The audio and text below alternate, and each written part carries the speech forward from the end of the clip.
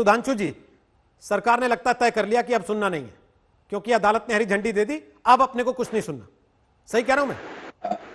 रोहित जी, आपके इस वक्तव्य में थोड़ा संशोधन करते हुए कहना चाहूंगा, सरकार ने तय कर लिया चूंकि अदालत ने हरी झंडी, अरे अदालत ने तय कर दिया तो सरकार आगे बढ़े। दूसरी बात, जो अभी सोनू सूद जी कह रहे थे, देखिए जितने भी छात्र इसमें अपियर होने जा रहे हैं सब विज्ञान के छात्र हैं, वही इंजीनियरिंग और मेडिकल में जाते हैं।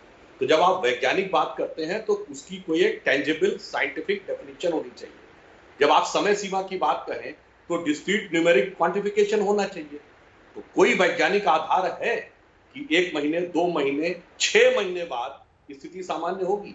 जो राज्य सरकारें जाने की बात करेंगे, विनम्रता से कहूंगा वो सरकारें हैं, तो जाएं कोर्ट में और ये कहें कि हम इतने दिन का समय चाहते हैं और ये उसके पीछे वैज्ञानिक आधार है। यदि यह नहीं है तो ये तो फिर सिर्फ वो वाली बात हो गई, जैसे जो भी बच्चे हैं सरकार उनके प्रति पूरी तरह संवेदनशील है, सजग है। पर मैं विनम्रता से कहना चाहूंगा, यही बच्चे जब 4 या 5 साल की उम्र के होंगे, उनके सामने ये होता था कि डॉक्टर ने कहा ये कड़वी दवा खाना है, तो जो ये कहता था कड़वी दवा मत खाओ, वो पेरेंट्स में ज्यादा अच्छा लगता था और शायद जिस समय कड़वी दवा खिलाई जाती थी ज्यादा बुरा लगता था। आज स्थिति वैसी है। अगर सत्र 0 हो गया, अभी सोनू सूद जी कह रहे थे कि 2 महीने बाद, साहब इंजीनियरिंग और मेडिकल में प्रोफेशनल कोर्सेज को स्क्वीज करने की एक लिमिट है।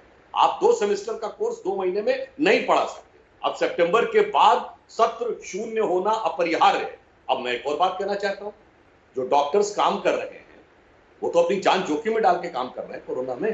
तो जो अपकमिंग डॉक्टर्स हैं उनको ये लग रहा है कि हम 3 घंटे के लिए जोखिम में हैं और जो डॉक्टर्स हैं वो पूरे टाइम 24/7 जोखिम में है।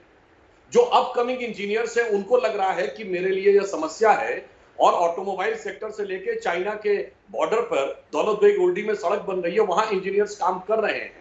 और मैं विनम्रता से कह रहा हूं, आपका चैनल काम कर रहा है, एक भी दिन रुका क्या? अब ये बताइए, आज जूम के द्वारा या किसी भी ऐप के द्वारा जुड़े हैं तो आईटी सेक्टर के लोग काम कर रहे हैं ना। इसलिए मैं कहता हूं छात्रों का हित और अपना हित दोनों अलग है। सबने अल्टरनेट तरीके निकाले और यथार्थ दोनों में संतुलन रखने की सबने वैकल्पिक व्यवस्थाएं की हैं, वैकल्पिक रास्ते निकाले हैं।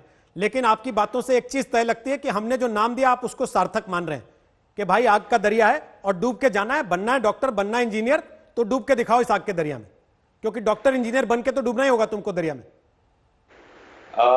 मैं रोहित जी विनम्रता से पूछूं, आप लोग जो काम कर रहे हैं और आपके कैमरामैन जो बाहर घूम रहे हैं, ये आग के दरिया नहीं तो क्या दूध के दरिया में घूम रहे हैं?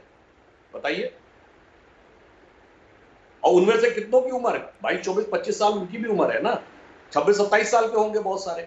इसलिए मैं कह रहा हूं अगर सत्र 0 हो गया तो एक तो हजारों विद्यार्थी जो आने वाले थे उनकी समस्या, एक तरफ हम करें डॉक्टर्स की कमी है और हम 30-40 हजार डॉक्टर पहले कम करने को तैयार हैं, अगले वर्ष यह डबल हो जाएंगे। दूसरी बात, आज ग्लोबलाइजेशन का जमाना है, पूरी दुनिया में कैंसिल हो रहे हैं क्या, तो हमारे यहाँ के छात्र 1 साल पीछे हो गए, जबकि वो छात्र जो कि अंतर्राष्ट्रीय स्तर पर इतनी प्रतिभा दिखाने में सक्षम है, परंतु आज नहीं। और एक और बात मैं विनम्रता से कहना चाहता हूं रोहित जी, यदि इस प्रकार का भय है तो इन्हीं छात्रों के माँ बाप बाहर नौकरी तो कर रहे हैं ना, वो तो रोज जा रहे हैं बाहर, घर में आ रहे हैं, इन्फेक्शन का खतरा सभी को बना हुआ है।